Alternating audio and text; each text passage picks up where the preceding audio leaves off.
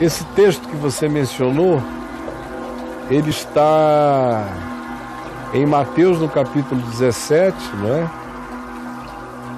Antes da transfiguração. Aliás, é no final do capítulo 16 de Mateus, início do 17. Você o encontra do mesmo jeito no Evangelho de Marcos, creio que é no capítulo 9. Você encontra do mesmo jeito no Evangelho de Lucas, também no contexto do texto alusivo à transfiguração. O que está dito lá? O mais pedagógico de todos esses textos, que cria a conexão entre o contexto antecedente e o contexto sequente, imediato, é o do Evangelho de Lucas, que diz assim, Jesus falando, em verdade eu vos digo, que alguns, olha a palavra, leia direito mesmo, o português primeiro, alguns, portanto era algo seletivo, exclusivo e particular, a alusão a qual ele fazia. Alguns, quando ele mesmo voltar, todo olho verá. Aquilo ali não era uma referência à parousia, à volta cósmica, global, inafastável, acerca da qual todo olho verá. Não. Veja a palavra. Está lendo aí na sua biblinha? Alguns dos que aqui se encontram. Primeiro eram alguns. Segundo, daquele grupo que estava ali. Aqueles 11, 12, mais alguns outros companheiros à volta. No máximo 20, 25 pessoas. Naquela conversa, alguns dos que aqui se encontram não verão a morte. Outra coisa, tá vendo? Não verão a morte. Portanto, ele não estava se referindo à volta dele, porque quando ele voltar, haverá a ressurreição dentre os mortos, a morte acabará.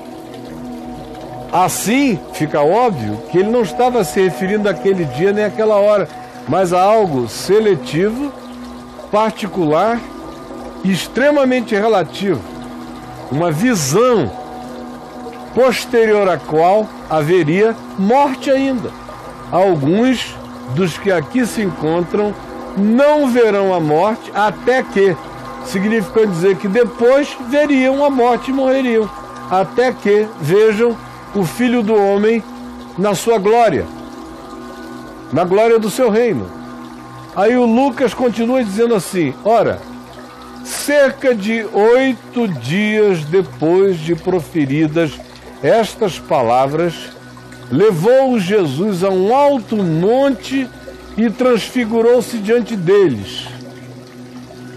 O cumprimento era aquele, eram alguns. Quem foi que ele levou? Alguns. Pedro, Tiago e João. Levou alguns deles a um alto monte, transfigurou-se diante deles, e quando se diz o que Moisés e Elias conversavam com ele ali, conversavam acerca da sua partida, que ele estava para cumprir em Jerusalém, acerca do reino de Deus.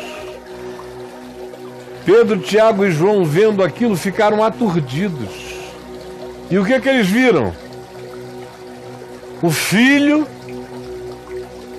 sendo envolto por uma nuvem luminosa, que no ambiente do Novo Testamento sempre carrega uma simbolização vinculada ao Espírito Santo, como foi com Maria, que quando recebeu o anúncio de que ficaria grávida de Jesus, foi envolta numa nuvem.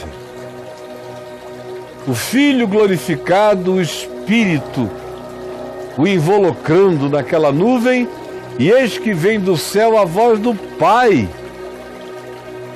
Pai, Filho, Espírito Santo, reino de Deus, completude, plenitude. Voz do Pai dizendo, eis o meu Filho amado em quem eu me comprazo, a ele ouvi. Tendo dito, ouvido eles estas palavras, abriram os olhos e já não viram mais ninguém, mas somente a Jesus. Então essa palavra se cumpriu ali mesmo. Você veja, meu filho, como algumas das confusões que a gente tem É porque a gente fica tão nervoso com a doutrina, você ficou pensando tanto na doutrina cristã, religiosa, da volta de Jesus, que nem o texto você leu com calma. Porque se você ler só o texto, puro e simples, você vai chegar a essa conclusão, como ela está aqui nos meus livros Caminho do Discípulo, que por sinal chegaram aqui os 2 últimos volumes, os 5 Perguntas Cretinas, Respostas Divinas, parte 1, e o 6 Perguntas Cretinas, Respostas Divinas, parte 2.